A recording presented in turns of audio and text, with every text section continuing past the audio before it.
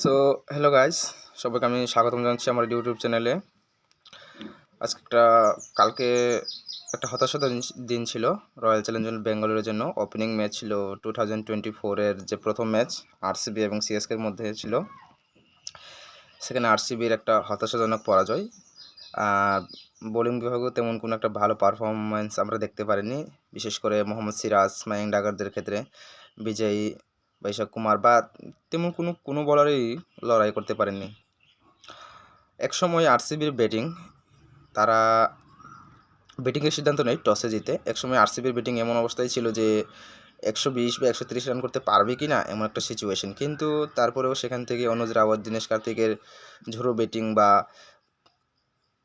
লড়াইয়ের কারণে তারা একটা সম্মানজনক স্কোর বলবো না, একটা ভালো স্কোর করতে কিন্তু সক্ষম হয়।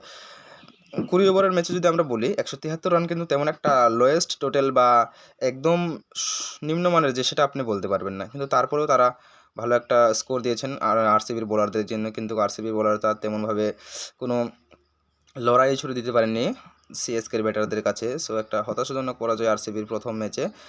তো দেখা যাক দ্বিতীয় ম্যাচে বা পরবর্তী যে ম্যাচগুলো রয়েছে সেখানে আরসিবি কতটা লড়াই করতে পারে। আর চেন্নাই সুপার কিংস দীর্ঘ কয়েক বছর ধরে তারা ভালো টিম বানাচ্ছে বা ভালো পারফর্ম করছে, সেটা আমরা সবাই জানি। কালকের ম্যাচেও সেটাই হয়েছে। শিবম দুবের অসাধারণ পারফরম্যান্স। শিবম দুবে কিন্তু আমার মনে হয় একটা ফিউচারে অটোমেটিক চয়েস হিসেবে তৈরি হচ্ছেন ভারতের টি-20 বা ওয়ানডে টিমের জন্য। কালকের ম্যাচে Glenn Maxwell 0 run, Faf du Plessis যখন ইনিংস শুরু করেন তখনই কিন্তু প্রায় 4-5 ওভার তিনি একাই খেলে নিয়েছেন। সেখানে দুরন্ত গতিতে রানও হচ্ছিল, কিন্তু বিরাট কোহলি স্ট্রাইক পাচ্ছিলেন না। সো বিরাট কোহলি শেষের দিকে যখন ফাফ ডুপ্লেসি আউট হন, সেখানে কিন্তু স্ট্রাইক যখনই পান তখন ভালো খেলছিলেন, যদিও তিনি 21 রান করেন। সো বিরাট কোহলির ক্যাচটাও একটা দুর্ভাগ্যজনক ছিল বা অসাধারণ একটা ক্যাচ ছিল আজিঙ্কা রাহানের, যিনি নাকি ভালো একটা ক্যাচ নিয়েছেন বাউন্ডারি লাইনে। আর আরসিবি সেখান থেকেই ব্যাকফুটে চলে যায়, একে একে উইকেট পড়তে থাকেন। ক্যামেরন গ্রিন, যাকে নাকি ভারী একটি মূল বিনিময়ে ক্রয় করা হয়েছে, সেও কিন্তু তেমনভাবে কোনো একটা বিশেষ লড়াই করতে পারেননি। সো আরসিবির একের পর উইকেট পতনের পরেও অনুজ রাওয়াত, তরুণ উইকেট কিপার, এবং দিনেশ কার্তিক ভালো একটা স্কোর করতে সক্ষম হয় 173 রানের। কিন্তু জবাবে সিএসকে যেভাবে তাদের ব্যাটিং তাণ্ডব চালিয়েছেন সেখানে আরসিবির বোলারদের কাছে কোনো প্রশ্নের উত্তর ছিল না। খুব সহজেই তারা ম্যাচটি জিতে নিয়েছেন। 18 ওভার প্লাসে 18 ওভার 4 বলে হয়তো তারা ম্যাচটি জিতে নিয়েছেন খুব সহজেই। তো তেমন ক্ষেত্রে সমস্যা হয়নি সিএসকের ক্ষেত্রে।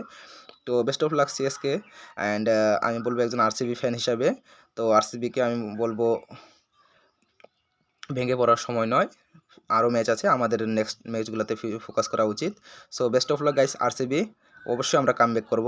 Thank you. চ্যানেলটি যদি ভালো লাগে গাইস অবশ্যই আপনারা সাবস্ক্রাইব করুন, আমাকে সাপোর্ট করুন। Thank you.